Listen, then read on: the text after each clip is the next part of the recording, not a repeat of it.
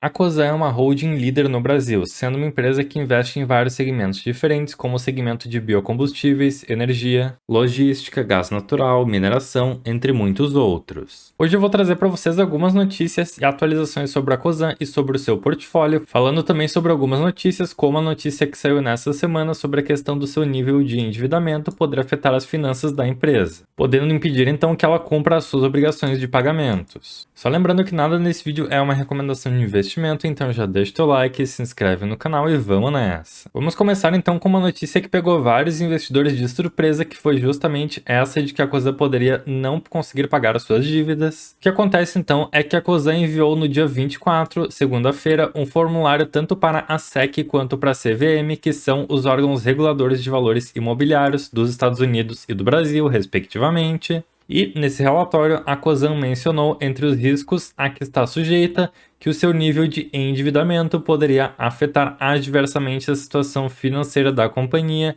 e impedi-la de cumprir obrigações de dívidas. Ela diz que o seu endividamento pode colocar ela em desvantagem com outras concorrentes e afetar, inclusive, a capacidade de recuperação da empresa a mudanças econômicas e também possibilidade de não conseguir cumprir suas cláusulas restritivas nos contratos de financiamentos. E aí o site Brasil Journal, que foi aquele mesmo site que trouxe em primeira mão a notícia sobre a possibilidade de a Taesa estar fazendo um follow-on com novas distribuições de ações, trouxe então a notícia e a explicação de que, na verdade, a Cosan e a sua dívida acabaram virando uma notícia sem, na verdade, terem tanto risco assim relacionado. O que aconteceu é que dois portais de notícias trouxeram essas informações para o mercado num tom um pouco demasiado, e tanto o portal Agência Estado como a Exame trouxeram então que a Cosan poderia estar enfrentando dificuldades em relação ao seu cumprimento de obrigações financeiras. E aí, como o próprio site Brasil Journal trouxe aqui na matéria, considerando o contexto global e toda essa questão de crise batendo na porta dos mercados, o medo nos setores bancários e também no setor de crédito, é claro que muitos investidores ficaram com medo dessa notícia, mas no final das contas não é algo tão preocupante assim. O que acontece no fim das contas é que a Cosan e muitas outras empresas enviam para esses órgãos reguladores, tanto a SEC quanto a CVM, anualmente um relatório em que elas listam todos os fatores de risco que a empresa pode apresentar, sendo eles remotos ou não, ou seja, fatores que têm maior ou menor probabilidade de acontecer. E aí, só para vocês terem ideia, no caso da Cosan, ela apresenta mais de 100 riscos de algo que pode dar errado na empresa. E realmente, pessoal, se nós formos pensar e começarmos a extrapolar todos os riscos que uma empresa pode apresentar, nós vamos chegar em fatores de risco incontáveis. Essas justificativas nesse relatório acabam sendo úteis justamente para evitar processos caso a empresa sofra com algum problema futuramente, pois ela já deixou todo o mercado e os seus investidores avisados dos possíveis riscos que ela pode sofrer. Inclusive, por exemplo, a matéria traz aqui o exemplo da Ultrapar, que também coloca que o seu nível de endividamento pode exigir um uso da parte significativa do fluxo de caixa da companhia para cobrir a dívida. E aí o que acontece é que a Cosan passou a ter registro na SEC somente em 2021 e esse é o segundo ano em que ela reporta os seus fatores de risco, tendo inclusive os mesmos fatores reportados no relatório passado. Anteriormente, a Cosan tinha ali a CZZ como a empresa registrada e ela usava exatamente a mesma linguagem desde o ano de 2015. Então, na verdade, essa matéria não é nada para se ter medo, pois a Cosan continua no exato mesmo cenário e o que aconteceu é que esses jornais se utilizaram desse documento para fazer um certo sensacionalismo e conseguir tirar aí uns cliques em cima disso. E aproveitando essa notícia e sensacionalismo, eu vou mostrar para vocês na prática como o investidor pode conferir o endividamento da empresa que ele está de olho. Então, deixa eu mostrar para vocês rapidinho aqui, pessoal. Se vocês digitarem aqui no Google algo como Cosan espaço RI, vocês vão chegar no site de relação com investidores da Cosan.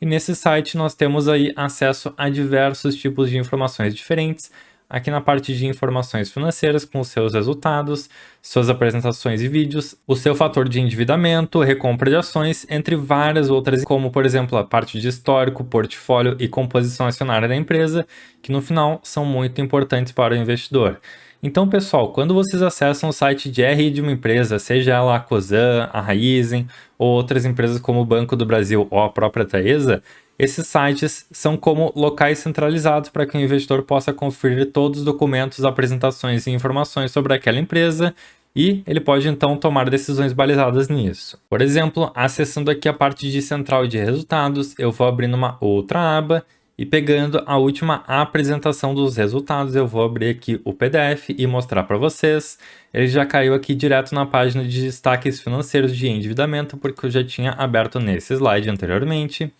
E com isso nós conseguimos ver aqui que em relação à Cosan, do último trimestre de 2021 para 2022, a empresa apresentou um aumento na sua dívida bruta de mais de 30%. E convenhamos que a Cosan fez então a aquisição de uma boa parte da gigantesca Vale, que é uma empresa que atua na parte de mineração no Brasil e em outros países. E, obviamente, essa fatia da Vale não foi nada barata, então isso teve sim um impacto e acabou auxiliando no aumento do endividamento da Cosan. Outra questão aqui é em relação à dívida líquida, a alavancagem da empresa que nós podemos ver. Relembrando só rapidamente aqui os conceitos de dívida líquida, é um indicador obtido através do resultado da soma das obrigações financeiras de uma empresa menos o valor que ela possui em caixa. Enquanto que a alavancagem representa a dívida líquida dividido pelo EBITDA da Cosan. O EBITDA nada mais é do que a receita final da empresa após deduzir os seus custos operacionais. E esse é o valor calculado antes da parte de pagamento de impostos, amortização de dívidas e também depreciação dos seus ativos. Ou seja, a parte de EBITDA é uma forma muito fácil de entender quanto caixa a empresa está conseguindo gerar. Esse cálculo de dívida líquida sobre EBITDA nos dá então um índice de alavancagem da Cosan, que hoje está em 2,2 vezes, o que para uma empresa do porte da Cosan é bastante normal, ainda mais considerando que ela é uma empresa que costuma fazer muitos investimentos. Claro, considerando a parte da taxa de juros estar um pouquinho esticada, isso já começa a afetar um pouquinho a Cosan, mas não é nada preocupante ainda. E agora, abrindo a parte de endividamento aqui através da aba de endividamento, ele vai nos dar uma outra apresentação um pouquinho diferente. E reparem aqui que de 2023 até 2026, a amortização aqui da Cosan vai ser bastante constante e ela não vai ter então muitas surpresas em relação às suas dívidas. Ela vai ter sim uma alta aqui no ano de 2027, mas depois esses valores vêm dando uma reduzida até em 2030 ela estar mais confortável. Com isso, boa parte da sua dívida também está mais para o longo prazo, sendo o seu prazo médio de 5,1 anos. E em relação às suas fontes de financiamento e dívida por moeda que a Cosan tem atualmente, ela está então principalmente com dívidas pegas através do mercado doméstico e do mercado internacional, sendo dessa dívida praticamente meio a meio entre reais e outras moedas, e isso aqui pode ser sim um problema, principalmente se o real tiver uma grande desvalorização. Então, por exemplo, se o real se desvalorizar tanto que daqui a 2 anos nós tivermos que utilizar 10 reais para comprar $1, com certeza isso vai pesar também no bolso da Cosan, mas eu acho muito improvável de acontecer se o governo tiver aí uma política de juros acertada. Isso não deve afetar tanto a Cosan, mas vamos ver como é que vão ser os movimentos da economia global e também do governo. A Cosan, como a boa holding que é, tem participação em vários tipos de negócios diferentes e muitos deles têm inclusive uma excelente sinergia. Ela tem então uma boa participação aqui na Raízen, que é uma empresa extremamente inovadora e única que atua na produção de bioetanol e também de bioenergia, com várias soluções diferentes para os seus clientes. Temos também a Rumo, que atua muito forte na parte logística através de ferrovias, e é inclusive uma das maiores empresas da América Latina nesse segmento. Temos a Compass, que atua na parte de transmissão e distribuição de gás natural, fazendo também a parte de trading. É uma empresa num setor extremamente perene e lucrativa. Temos também a parte da Moove, que atua no setor de lubrificantes a nível mundial. E por último, mas não menos importante, temos a gigante da parte de mineração, Vale, que foi a última aquisição da Cosan. E vamos dar uma olhadinha agora com uma lupa na parte da Cosan Investimento, porque ela é um segmento um pouquinho diferente aqui do resto da Cosan, que investe em outras empresas num nível um pouquinho menor. Hoje, a Cosan Investimentos tem um total de cerca de 2,5 bilhões de reais investidos em investimentos com uma alta expectativa de retorno.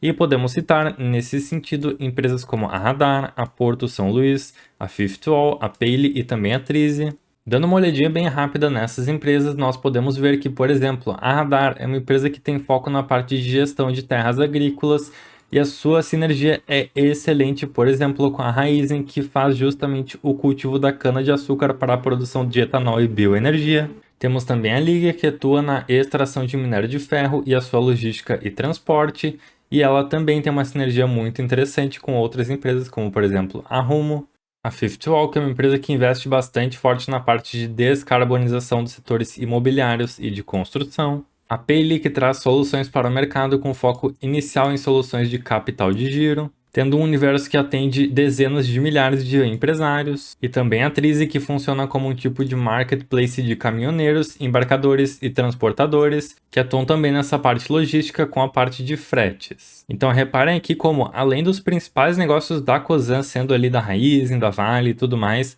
a empresa tem outros investimentos menores, focando então numa grande rentabilidade e explosão de crescimento desses negócios, que pode no futuro levar a um grande crescimento e valorização deles nas mãos da Cosan. Todo esse portfólio nos últimos 10 anos trouxe então um grande crescimento no EBITDA, ou seja, a capacidade de geração de caixa da Cosan, que aumentou mais de 5 vezes vindo lá desde 2012. Tendo a Raízen como carro-chefe da Cosan, fazendo mais de 3 vezes em 10 anos, a Rumo também no mesmo caminho, com 3 vezes em 8 anos, e outras duas empresas que conseguiram crescer muito bem também foram a Compass, com 2 vezes em 7 anos, e a Moove com 4 vezes o seu valor e representatividade no EBITDA da Cosan em somente 5 anos. Ou seja, cada vez mais com investimentos contínuos, a Cosan vem aqui buscando ter um aumento do seu EBITDA, investindo em diversos negócios diferentes, e considerando que ela não é uma empresa que distribui tantos dividendos assim, ela mais foca a sua rentabilidade em trazer mais investimentos. Ela é uma empresa que, pelo menos por agora, vem buscando um crescimento no seu EBITDA e capacidade de geração de receita. Detalhe que mesmo em períodos muito difíceis para o Brasil ou para o mundo, em que nós tivemos inclusive EBITDA negativo para o país aqui, a Cosan conseguiu performar muito bem e teve um crescimento acelerado e praticamente contínuo, tendo uma queda nas suas receitas somente naquele ano de 2020, onde nós tivemos aqueles fatores de crise sanitária no Brasil. Por tudo isso, ao meu ver, hoje a Cosan é uma empresa que enfrenta sim alguns riscos em relação ao seu endividamento e também à taxa de juros, mas tão logo a taxa de juros já deu uma queda e é previsto que isso aconteça mais para o final desse ano, a Cosan deve voltar, assim como outras ações e empresas, a ter uma grande subida nas suas cotações, pois considerando que o endividamento ficará mais barato, empresas que fazem muitos investimentos vão ter uma maior capacidade de fazer novas alocações. E é essa questão de taxa de juros alta que nos últimos tempos vem derrubando os preços de cotação da Cosan, que desde o mês 6 de 2021 já vem tendo grandes quedas nas suas cotações, e a empresa passou de um preço de cerca de R$ 26 até o seu valor atual, que fica na casa dos R$ 14,60. E um ponto interessante é que mesmo nesse mercado de taxa de juros alta, a Cosan não para de investir e a empresa já está de olho para captar mais R$ 1 bilhão numa nova emissão de debêntures. Essa emissão acaba sendo mais barata do que a captação de recursos através de bancos e empréstimos, e para a empresa nesse momento acaba sendo muito melhor, além do que elas não envolvem também a venda de uma parte do seu capital para outras pessoas, o que aconteceria, por exemplo, numa nova emissão de ações, o follow-on, como foi noticiado que a Taesa poderia estar fazendo. Então fica aí bem interessante esse jogo que a Cosan está fazendo visando novos investimentos. No fim das contas, a ação que eu estou tomando aqui para a Cosan é aproveitar esse momento de queda dela para comprar mais ações a um preço ali próximo de 14 a 15 reais e ir aumentando a minha posição. Claro, não é uma recomendação pessoal, mas eu tenho uma visão muito boa sobre a Cosan para o futuro. Ela tem negócios extremamente perenes e inovadores na parte de energia e também combustíveis, e ela vem como uma empresa bastante forte e com um grande crescimento da sua geração de receita. E o que eu espero para a Cosan é que assim que ela termine os seus ciclos de investimentos, que a empresa dê uma quietada no facho, ela vem então com uma distribuição de dividendos. Então, conforme ela venha crescendo a sua receita, nós já devemos ver um crescimento do seu preço de cotação, que pode inclusive superar aquele valor ali de R$ 25 a R$ 26 no longo prazo e vir muito acima disso, juntamente com uma distribuição de dividendos que pode ser muito interessante. Nos últimos 10 anos, a Cosan nunca pagou mais de 100% de dividend yield em nenhum ano, ficando somente aqui em 2016 mais próxima, pagando 5,64%. Então, no atual momento, ela não se mostra uma empresa como sendo uma boa pagadora de dividendos, mas para o longo prazo, considerando essa possibilidade e também considerando o desconto que eu vejo na empresa hoje, eu invisto nela sem pensar duas vezes, colocando ela numa parte mais de crescimento da minha carteira. Bem, pessoal, o que eu tinha para esse vídeo era isso. Trouxe uma notícia sobre a Cosan, o seu endividamento e também um pouquinho mais sobre a atuação da Cosan Investimentos e a empresa como um todo, juntamente com uma questão de contexto. Deixem aí nos comentários, vocês gostam da Cosan e têm ela em carteira ou vocês não gostam da empresa por algum motivo? Então, se esse vídeo foi útil para vocês, peço que deixem o seu like e também se inscrevam no canal para ajudar no nosso crescimento. Quero agradecer muito por acompanharem, um abraço para todo mundo, tchau, tchau.